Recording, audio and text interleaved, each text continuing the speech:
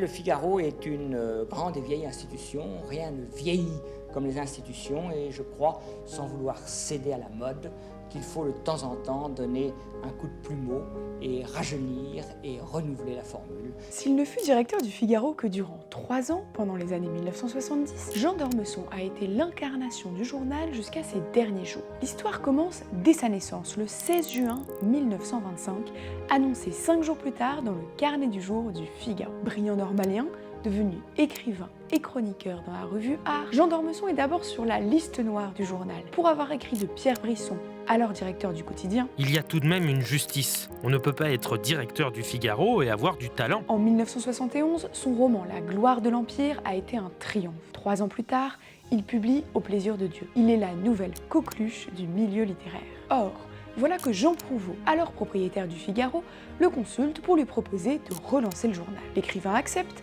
à la condition que Raymond Aron ne veuille pas le poste. Bientôt, l'affaire est faite. Jean d'Ormesson, qui vient d'être élu à l'Académie, grimpe la plus haute marche du journalisme. Il n'a pas 50 ans et le voilà roi de Paris. Jean d'O n'avait aucune expérience de ce qu'est le journalisme, disait son ami l'écrivain Jean-Marie Roire. En effet, l'académicien imagine qu'un directeur de journal est un monarque auquel on obéit avec déférence.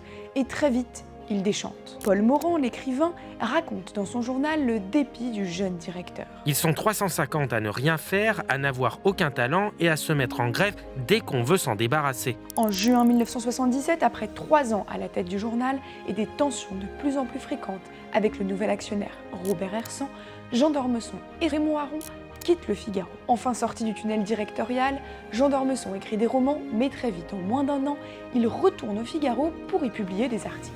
Jean d'Ormesson avait comme sujet de prédilection bien sûr la politique, mais il intervenait sur toutes sortes de sujets, la littérature naturellement. Jean d'Ormesson c'était un grand charmeur, c'était un homme délicieux, délicat, qui n'aimait pas faire de la peine à son interlocuteur, qui voulait toujours être obligeant, qui avait envie d'être aimé aussi par tout le monde, qui n'en faisait pas mystère. Ces traits de caractère, il se retrouvait dans son écriture. Sinon c'était une écriture assez simple, soignée.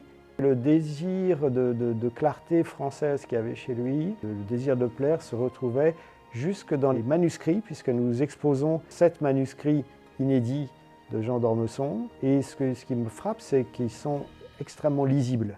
En 2017, le voilà boulevard Haussmann, au siège du Figaro, en train de diriger pour un jour exceptionnel la conférence de rédaction. Est-ce qu'on peut faire du journalisme ailleurs qu'au Figaro? Ah oui, c'est une question.